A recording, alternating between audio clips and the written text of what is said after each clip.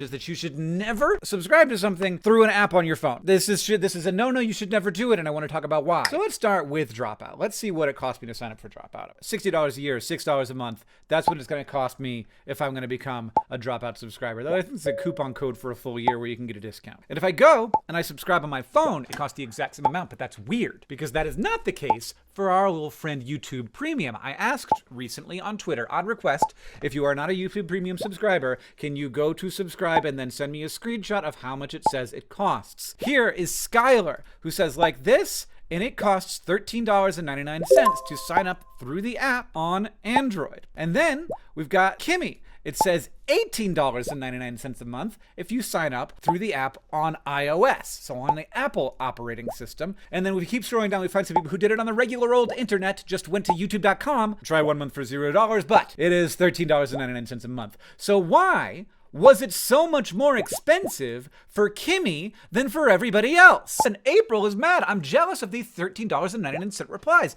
I've been a premium subscriber for a while and I pay $19 a month. What's going on? Why is April paying $19 a month? This is frustrating for me in particular because ow, I hit my freaking funny bone. Oof. Now, this is frustrating for me in particular because I want people to sign up for YouTube Premium, and it is wild to me that they can't say why this is happening. They won't say why it's happening, and yet they are doing it anyway. And if it's on Android or the internet, it's $14 a month. Whereas if it's through the App Store, Apple app for YouTube, the YouTube app on the Apple App Store, it's $19 a month. Why is this? It's because both Apple and Android take a 30% cut of absolutely every dollar that gets sent through their ecosystem. Now, not absolutely. There are weird exceptions. For example, YouTube is owned by Google, which also owns Android, and so they don't charge YouTube the extra percentage. Or if they do, they don't care that they charge it because they get that money anyway. To illustrate, I think we should open fucking Sheets. Gotta create a new sheet here, you guys. Don't subscribe through your phone. We're gonna look at a few different case studies here, and it's gonna help us understand what's going on. So Dropout is $6, $6, $6, no matter where you subscribe, it's $6 a month. Audible, let's go buy some extra credits on audible.com. The most popular is 3 extra credits for $37.99. Let's see, that's $38. So we're just gonna do 3 credits for $38 on the internet. And on the App Store, let's bup that bubby open. What are we doing? I don't know how to do this. I guess I go to my profile, probably. I go to my profile, maybe? I don't know. How do you do it? They're going to be $40. That's interesting. And I don't have the Android number. Whereas Spotify, I also did a little bit of research out to people. I was like, hey, take those screenshots of the Spotify situation. And we did. And there are a number of interesting things going on here. So this person posted, you can get it for $10.99. And I was like, okay, that's the normal price that you pay on the internet.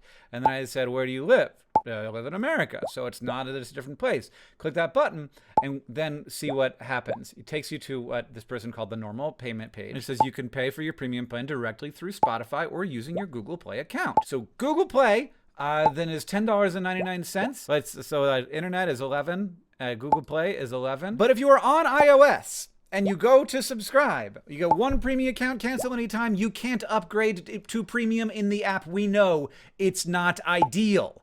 What? Spotify's solution to this problem is with Google, they have worked at a deal where Google doesn't charge them any extra for Spotify specifically. Dropout pays that cut, but Spotify doesn't. Why? I don't know.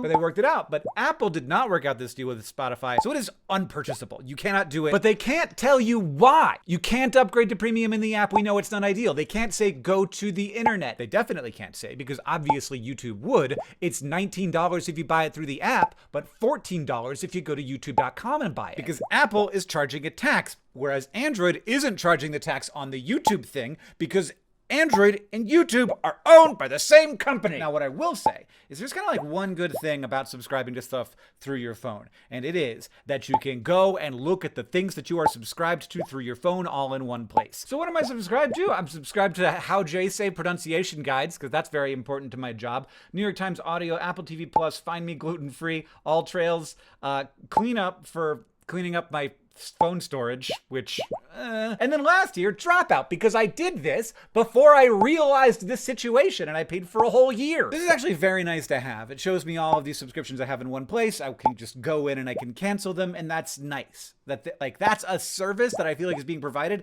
I just don't think it's worth 30% of the money I'm paying these companies for Apple to take it before it gets to the company. For my subscriptions outside of the Apple ecosystem, I don't have a list like this that is as easy to find, but I can sign up for Rocket Money. This video is brought to you by Rocket Money. It's the money app that works for you. It is very important to have a handle on your money, to understand what's coming in and what's going out so that you can meet your goals. One time my brother and I went on a little tour and I got like a little Verizon MiFi box so we could have Wi-Fi in the car. And we used that during tour, which was about a month. And then I just kept paying for it for a full year. If I had been using Rocket Money, I wouldn't have made that costly mistake. Rocket Money is a personal finance app that helps you cancel subscriptions, lower bills, and manage your money more effectively. In these days of many subscriptions, having a thing that lives in your phone that shows you all the things you subscribed to, and then very easily helps you cancel the ones that you don't want to be subscribed to anymore, is extremely useful. Rocket Money can also help renegotiate your bills for you, which is wild. You can set budgets, stay on top of your habits, and save money for the future with Rocket Money. Rocket Money has helped save customers up to $740 a year. They have saved over $500 million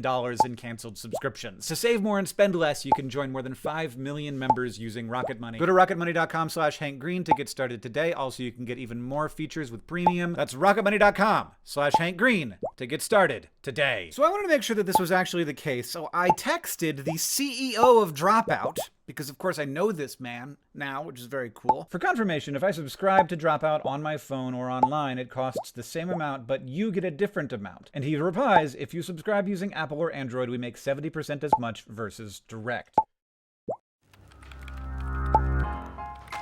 Such a ridiculous situation to be in. The question is, why not do it like Spotify, where Spotify just says you cannot sign up on your phone? It's just not worth it for us to be sending those 30% out to Apple, so just don't do it. Which is honestly ridiculous. I know roughly how much Spotify pays to record labels. They pay about $7 of every subscription goes directly to actually license the music. And so if Spotify costs $11, they only have one choice. They cannot have 3 of those dollars go away first and then spend 7 of them, because that's all of the money. They simply can't do it. Like, that's not on the table for them. Having somebody sign up unless they charged more, and they couldn't say, this is what's really frustrating for me. They can't say it's cheaper. It's against the terms of service of the App Store. It's cheaper if you do it somewhere else. Here, you can do it here if you want, if you're just lazy. Like, sometimes I buy an Audible credit on my phone, even though I know it's more expensive, because it's not that much more expensive, because I'm lazy. So if I'm lazy, you could have the extra money. That goes to Apple. But you can't say that. It's against Apple's terms of service, and they are now, of course, suing each other over this, I'm pretty sure. Spotify, Apple soup. Oh, wow. Yeah. So this is frequently asked questions. This is the 30%. What is, Spotify is getting messy here. Ooh. Apple seeks to impose a 30% tax on competitors like Spotify that use the App Store's in-purchase service. If we use it, we have to increase prices for consumers.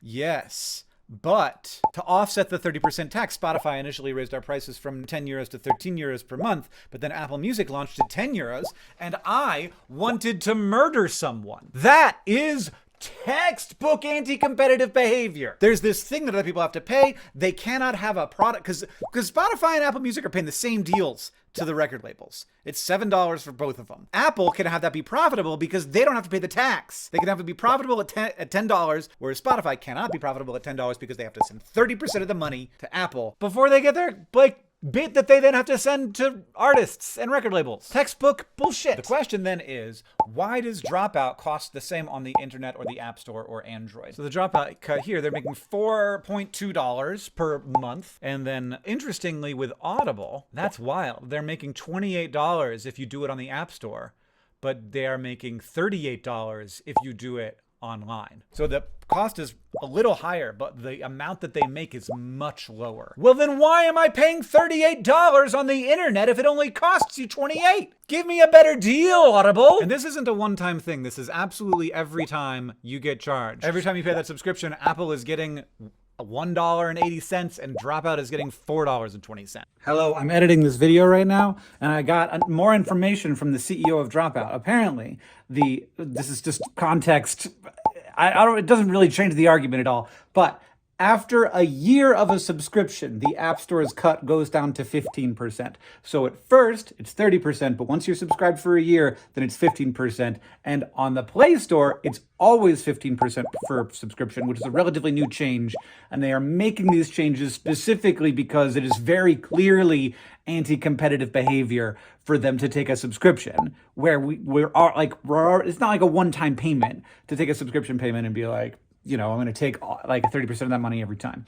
So there have been some changes, but I felt like it was a big enough deal for me to include it here. Okay, back to the video. The question is it worth it for Dropout to get you to subscribe instead of having a little note in the app that says you cannot subscribe on the app? You have to go subscribe. But you can't even say you have to go subscribe on the internet. You can just say you can't subscribe on the app. That's what Spotify does. So it would just have to be a note like this, like you can't subscribe to Dropout TV in the app. We know it's not ideal.